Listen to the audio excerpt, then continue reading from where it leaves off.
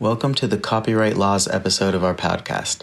Hey listeners, in today's podcast we are going to discuss copyright laws when it comes to website video content. Situations we'll talk about will entail a hypothetical situation involving our company hiring a talented web designer named Bruce as an independent contractor to create a video for our website. The purpose of this episode is to shine light on situations that could result in copyright violations. Fines for copyright violations range anywhere from $200 to $150,000, depending on severity. So it's very important to take copyright laws seriously. The first situation involves our hypothetical contractor, Bruce. Bruce wants to use a Drake song with our limited budget. What do we tell him?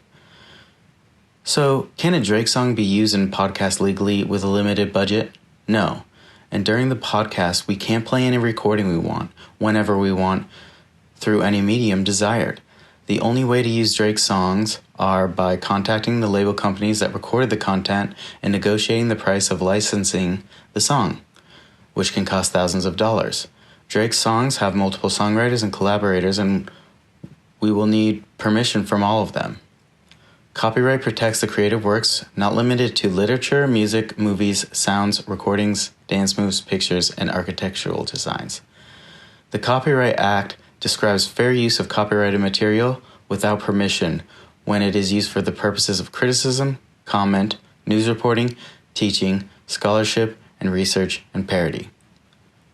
Places like pond5.com and licked.co offer popular music license for under $10, but no actual Drake songs. They do, however, offer music that is similar to Drake's style of music that can be licensed for cheap. These can't even be covers of the specific song. They are only the same genre. Using a song by an artist that is considered a cover would still need Drake and his label to sign off on it to make it legal. The second situation involves Bruce suggesting using a classic work of art as the background for the video. His two suggestions are a painting by Leonardo da Vinci or a painting by Andy Warhol. Which one should we tell him to use and why?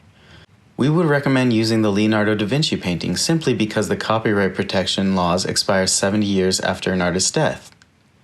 Andy Warhol died in 1987, so there would be more hoops to jump through if his content was used instead of Leonardo da Vinci.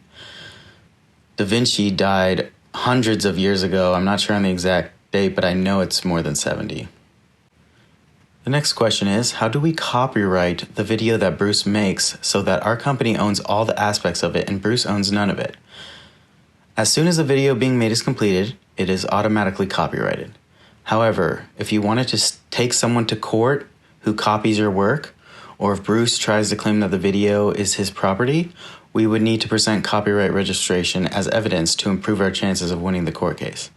When registering the video on the copyright.gov website, we'll have to file it under our company name and submit a copy of the work for the Library of Congress so that it is searchable online.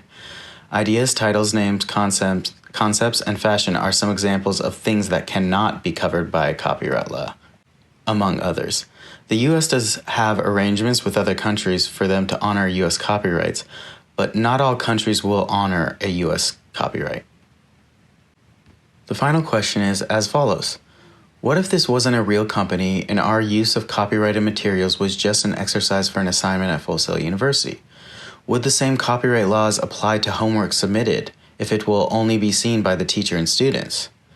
And the answer is, if copyrighted materials are being used on a homework assignment that stays within the confines of the class, then it is considered fair use. Fair use protects the original creator of the content from losing money while encouraging creative expression.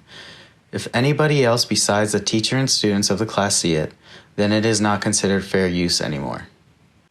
Thanks for tuning in to learn about copyright laws. See you next time.